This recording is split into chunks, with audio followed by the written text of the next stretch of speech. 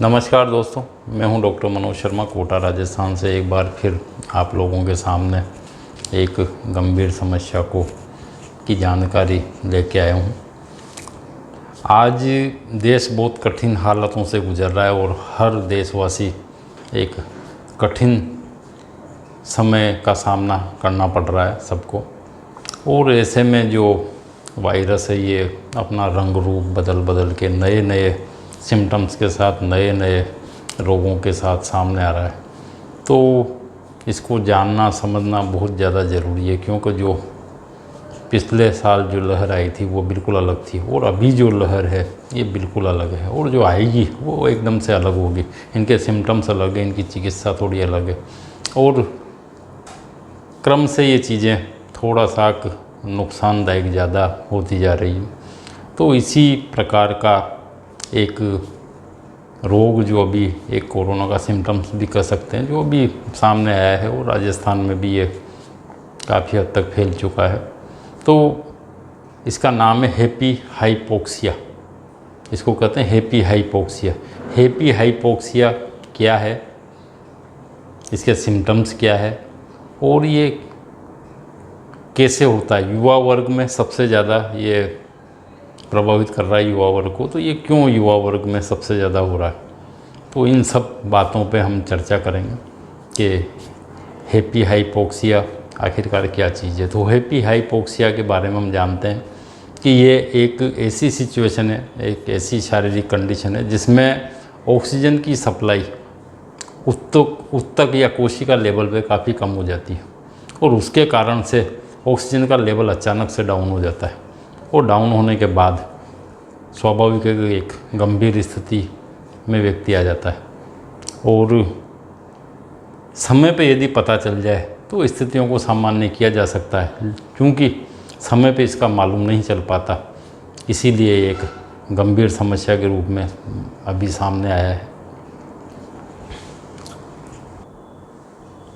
Corona virus के कारण जब लंग्स में इन्फेक्शन बहुत ज़्यादा बढ़ जाता है तो उसमें जो लंग्स को ब्लड सप्लाई करने वाली जो आर्टरीज वगैरह है उनमें ब्लड के क्लोट्स बनना चालू हो जाते हैं। और जब ये क्लोट्स बनते हैं तो शरीर के अंदर सेलुलर प्रोटीन रिएक्शन काफ़ी ज़्यादा बढ़ जाता है। उसके कारण से ये थक्के बनने की प्रक्रिया और तेज़ हो जाती है और इसी वजह से जो ऑक्सीजन लंग्स के अंदर पहुंचना चाहिए वो नहीं पहुंच पाती है और ऑक्सीजन का लेवल अचानक से 80 के आसपास 70 के आसपास आ जाता है। वो भी बिना किसी लक्षण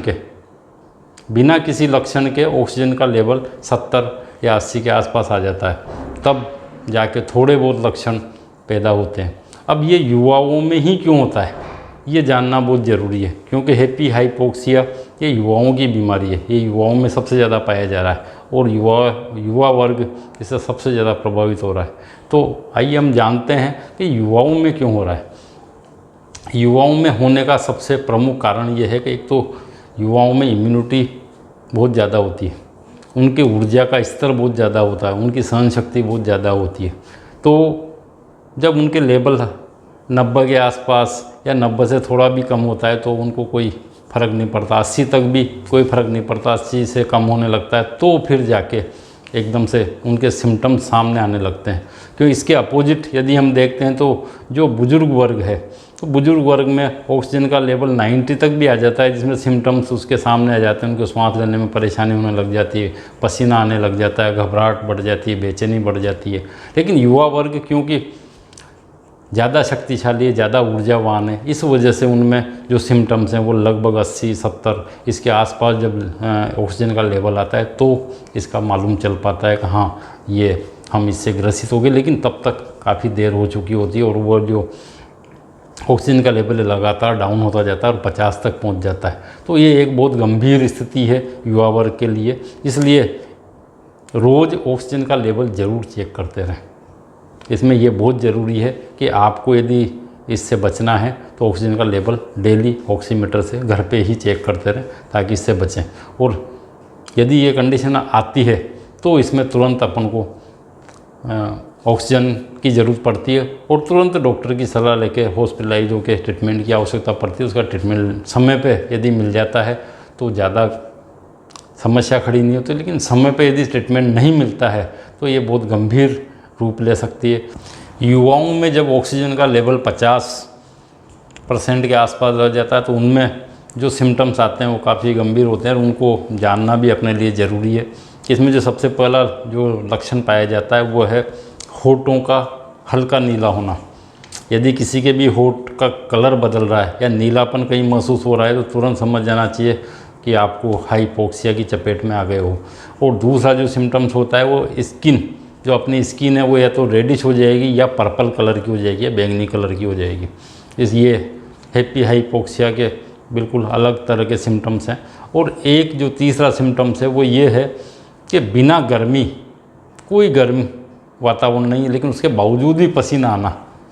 इससे तुरंत इन तीनों लक्षणों को यदि हम अच्छे से समझ जाते हैं तो तुरंत इस बीमारी को हम जल्दी पकड़ सकते हैं।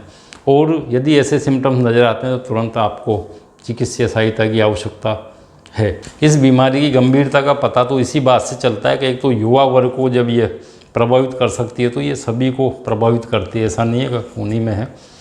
और इसमें लंग्स के अंदर ही क्लोट्स नहीं बनते, इसके क्लोट्स बड़े क्लोट्स भी बनते हैं। लंग्स के अंदर छोटे छोटे क्लोट्स बनते हैं लेकिन बड़े क्लोट्स भी बनते हैं। वो शरीर के अंदर कहीं भी जा सकते हैं और जाके उससे जिस अंग में जाएंगे उसको प्रभावित करेंगे। ब्रेन में चले गए तो आप निश्चित मानिए कि ब्रेन स्ट्रोक आपको आएगा। अभी 2 दिन पहले मेरे पास एक ऐसा पेशेंट आया था जिसको कोरोना और ब्रेन स्ट्रोक आ गया। और यदि हार्ट में चला गया तो हार्ट अटैक आना है, और यदि किडनी में चला गया तो किडनी फेल। तो ऑर्गन भी इसमें काफ़ी हद तक डैमेज हो जाते हैं और आपको ये सब चीज़ें समझने की आवश्यकता है। ये वीडियो मैं सिर्फ आप लोगों की नॉलेज के लिए, आप लोगों को जागरूक करने के लिए बना रहा हूँ। मेरा इसके पीछे और कोई मकसद नहीं। हाँ, इसकी चिकित्सा भी संभव है और इसकी चिकित्सा होती है। आप निश्चिंत रहें, डरें नहीं, घबराएं नहीं। और आयुर्वेद की जो चिकित्सा है वो भी मैं ज़रूर आपको एक अगले वीडियो में बताऊंगा, इसकी जो भी इसकी चिकित्सा है। लेकिन अभी जो समय है और अभी जो ये रोग है, जिस तरह से ये बदल बदल के सिम्टम्स बदल के हो रहे हैं कोरोना ही, लेकिन उसके सिम्टम्स हैं सब अलग अलग। इनको समझना जानना बहुत ज़रूरी है। इसके लिए अवेयर होना हर व्यक्ति का ज़रूरी है ताकि समय पे रहते इनको हम पकड़ सकें और समय पे चिकित्सा हो जाए। क्योंकि वक्त तो बहुत बुरा है लेकिन वक्त ही तो है, गुजर जाएगा।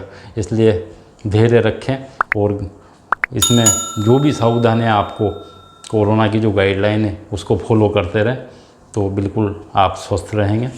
धन्यवाद। जय हिंद, जय आयुर्वेद।